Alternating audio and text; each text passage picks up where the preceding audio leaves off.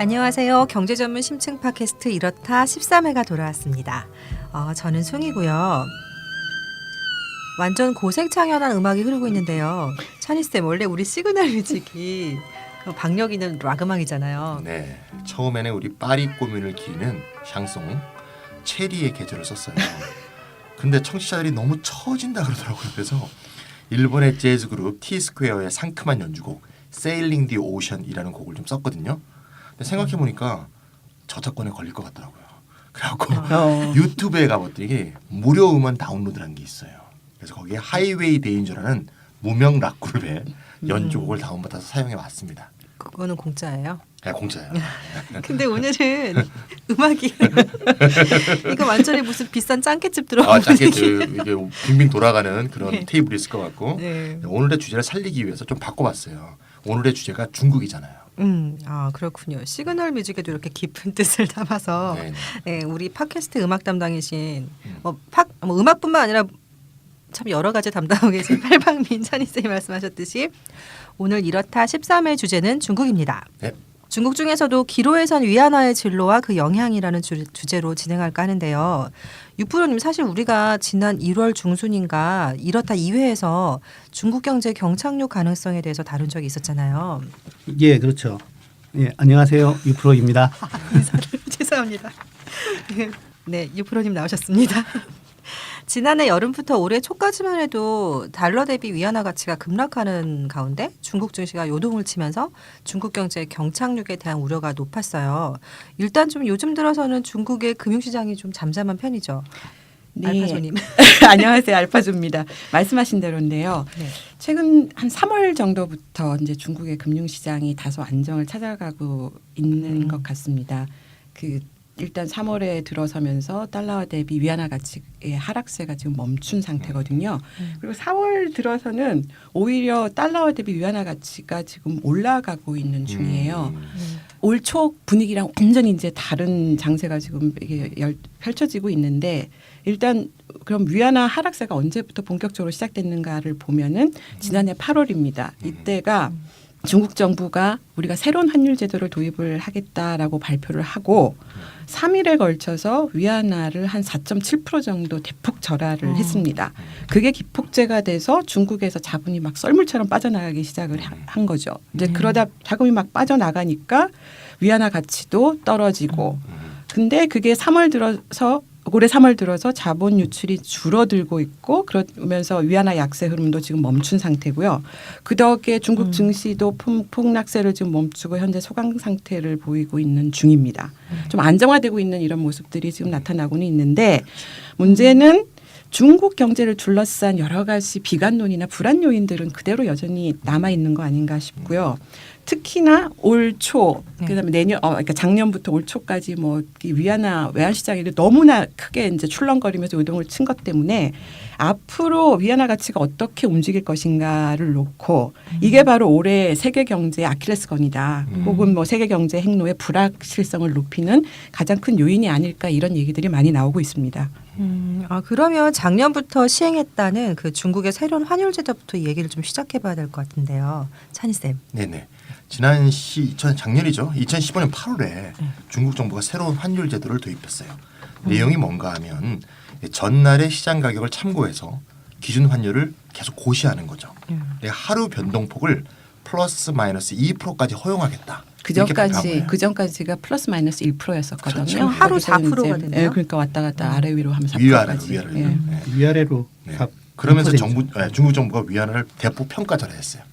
그러니까 이렇게 위안화가 이제 약세가 되니까 위안화의 추가적인 약세를 예상하고 대규모 자본 유출이 이제 일어나면서 위안화가 급락을 거듭하게 되는 그런 상황이 이제 발생하게 된 거죠. 네, 그러니까 평가 절하 조치가 있자 추가적인 위안화 약세를 예상하고 자본 유출이 일어나고 그렇게 되니 위안화가 실제로 더더욱 약세가 되는 일종의 자기 실현적 예언과도 같은 상황이 전개된 거죠. 이걸 영어로 이제 self-fulfilling prophecy라고 하는데요. 발음 멋있습니다.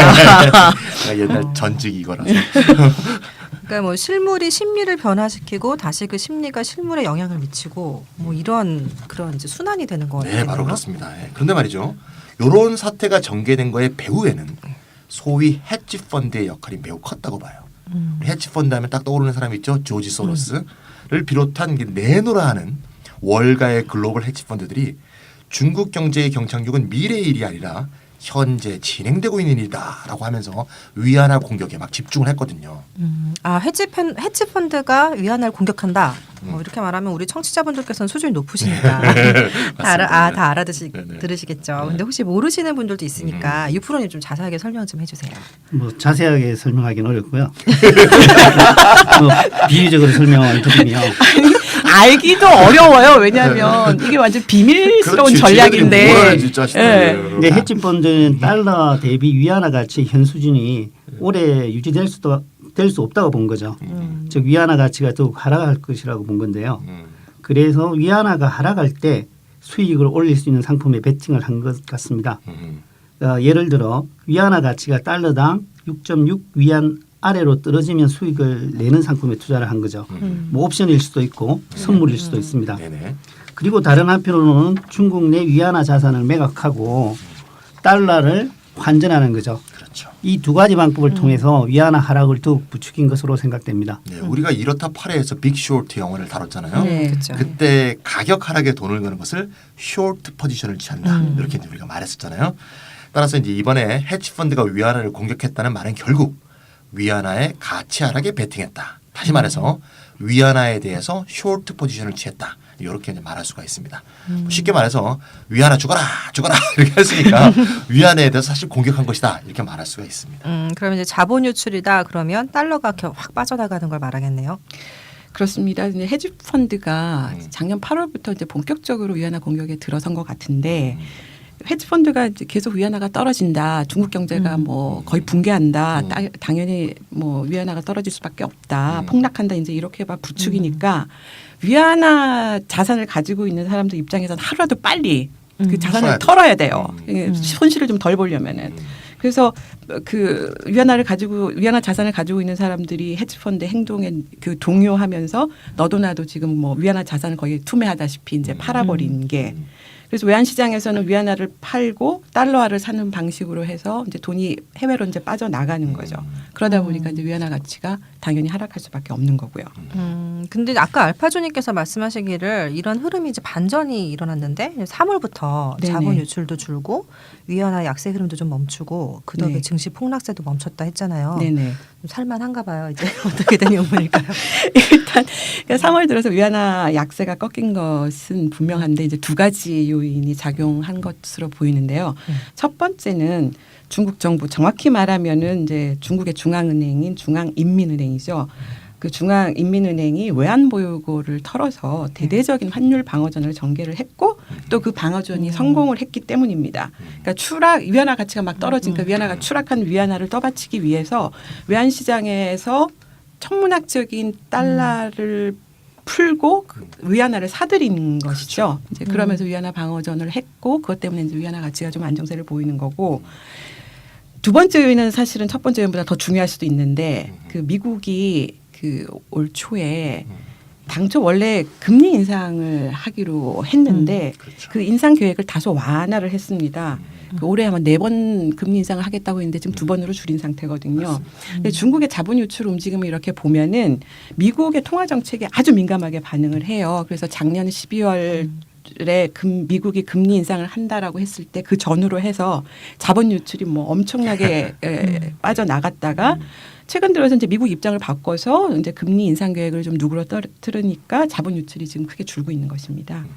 두 번 금리 인상을 줄인 게 아니라 지금 첫 번째 금리 인상 제로 금리에서 이제 벗어난 상태에서 아직까지 금리 추가적 인상을 안 하고 있죠. 네.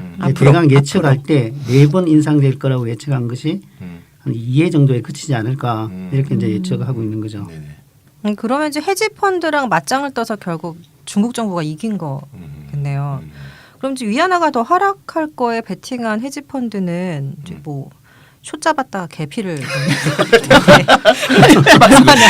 얼마나 재미를 봤을까? 3월 14일 날 예. 유명한 이제 블룸버그 통신 보도한 거에 따르면 이 위안화 약세에 베팅했던 월가의 헤지펀드들이 지난해 8월 이후에 금액을 한번 추산해 보니까 최소한 5억 6,200만 달러 한화로 계산하면 약 6,200억 원의 손실을 입었다고 해요. 그리고 이제 앞으로 또 3개월 이내에 만기가 도래하는 이제 옵션 상품이라든가 이런 게 막 상품이 있잖아요. 이걸 또 추산해 보면 한 8억 달러. 한화로 1조 원에 달하는 추가 손실이 예상된다고 하니까 총 1조 6천억 원 이상의 손실을 볼 것이다. 이렇게 예상된다고 늘 발표했습니다. 만기가 문제죠. 얘는 어떻게 한대요 이제? 근데 아까 알파존의 말씀대로 미국의 금리 인상을 유보한 게 중국 정부한테는 어떻게 보면 막 천군 만마같이 큰 도움이 됐을 것 같은데요. 그러면 거꾸로 미국이 기준금리를 앞으로 인상하면 중국의 자본 유출이 다시 또 가속될 수 있는 건가요? 아무래도 그렇게 되겠죠. 이제 그 답을 하려면 좀 더 검토를 해봐야 되는데요. 미국이 기준금리의 추가적 인상을 유보한 데에는 사실 중국 위안화의 급락에 대한 우려가 크게 작용했습니다. 지난해 2월에 미 연준의 앨런 의장이죠. 앨런 의장이 금리 인상을 유보하면서 보고서를 제출했는데 거기서 지적한 사항을 보면은 중국의 위안화 약세와 불투명한 경제 전망이 전 세계의 금융시장을 흔들고 있다라고 했거든요. 그러니까 뭐 중국의 불확실한 상황, 위안화 이런 예. 움직임들이 미국의 금리 인상 결정에 영향을 미쳤다고 보는 거죠. 사실 미국 금리 인상이 어떻게 될 것인가 하는 문제 자체가 아주 큰 이슈인데 일단은 올 6월에 가면은 영국이 유럽 연합 EU 탈퇴 여부를 묻는 국민 투표를 실행하거든요. 네네. 이게 하나의 큰 불확실성인데요. 뭐 영국이 유로존의 가입국은 아니지만 유럽연합 탈퇴가 결정이 되게 되면은 유럽 경제, 도미노 유로존에까지도 영향을 크게 미칠 것 같습니다. 이제 그런 상황이기 때문에 이 자체가 큰 이슈라서 단정적으로 말씀드리기가 힘듭니다만은 미국이 기준금리의 추가적 인상을 계속 유보할 가능성이 있지 않느냐.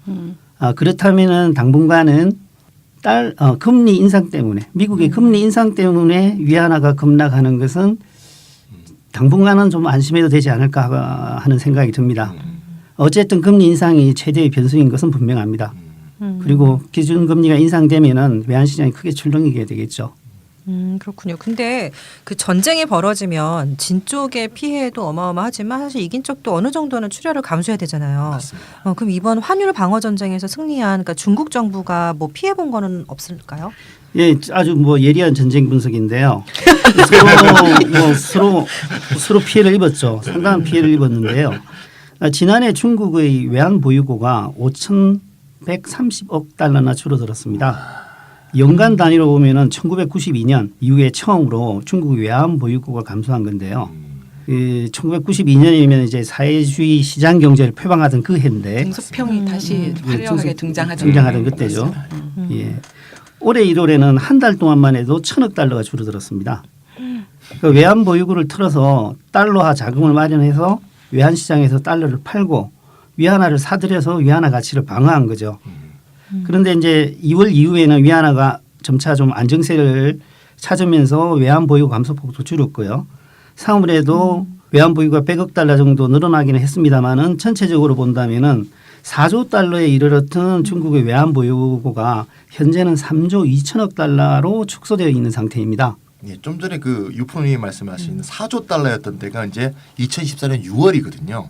이때가 중국이 역사상 외환 보유고 최대치를 기록했던 때예요.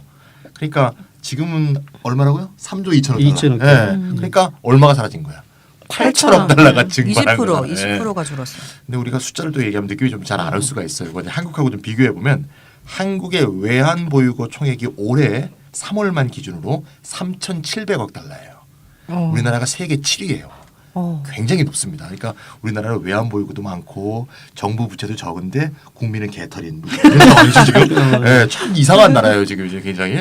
어쨌든 나라만 지금 어떻게 좀 건전하게 좀 버티고 있는 상황인데 되게 높아요. 그런데 되게 높은 우리나라의 보유고보다 2배.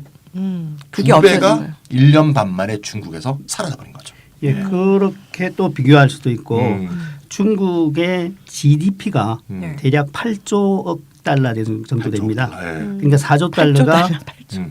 GDP의 50% 정도 됐던 거죠. 네. 예, 그래서 그러니까 거기에 비정상적인 10%가 사라진 거네요. 8천 원쓰니까. 예. 네. 그래서 혹자는 뭐 중국 정부가 보유한 외환을 태워버렸다라고 하는 표현을 사용하기도 태워버렸다. 했습니다. 예. 그 지금 중국 정부로서는 가장 믿을 수 있는 무기가 강력한 무기가 외환 보유고인데요. 뭐 물론 세계 1위죠. 그 다음이 이제 일본 정도 되고요.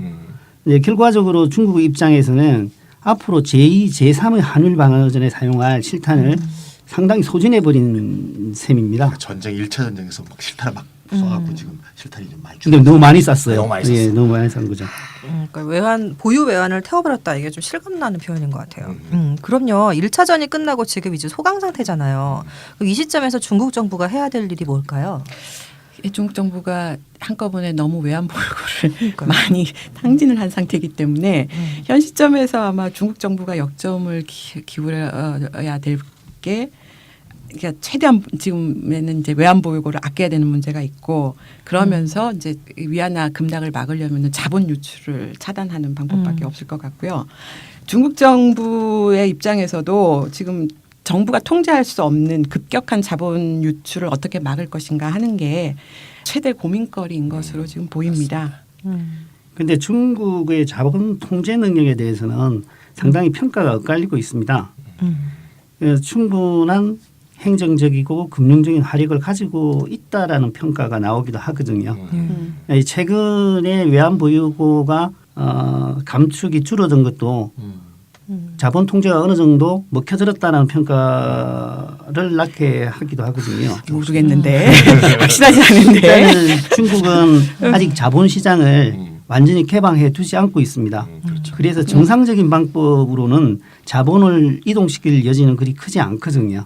그래서 행정적인 통제가 얼마나 유효할까 하는 게 중요한데요. 근데 과거의 경험을 보면은 중국의 통제 능력을 그렇게 확실하게 믿을 수 있느냐 그 문제에서 꼭 그렇지만은 않은 것 같아요. 그러니까 이게 자본 유출입을 단속을 하면 단속을 위한 편법도 또 엄청나게 또 다양해질 수밖에 없는 것이거든요. 그래서 특히나 문제가 되는 게 그 수출입이나 직접 투자 같은 실물 거래를 위장한 자본 유출입이 크게 증가하고 있다는 것이고요. 이 경우는 그 규모도 파악하기도 어렵고 단속하는 것도 쉽지가 않습니다. 그래서 그 자본 유출이 본격적으로 시작되기 이전에 오히려 그 반대 현상이 문제가 됐는데 돈이 너무 많이 들어오는 게 문제였었어요. 외국에서. 그러니까 그때는 이제 중국 정부가 투기자본 핫먼이라고 불리는 이 투기자금 유입을 차단하겠다고 온갖 조치들을 다 동원을 했는데 사실 그게 성과가 별로 크지 않았었습니다. 그러니까 단속만으로는 이제 자본 유출을 막는 데는 한계가 있는 것이고 중국 정부도 이 사실 잘 알고는 있는데요.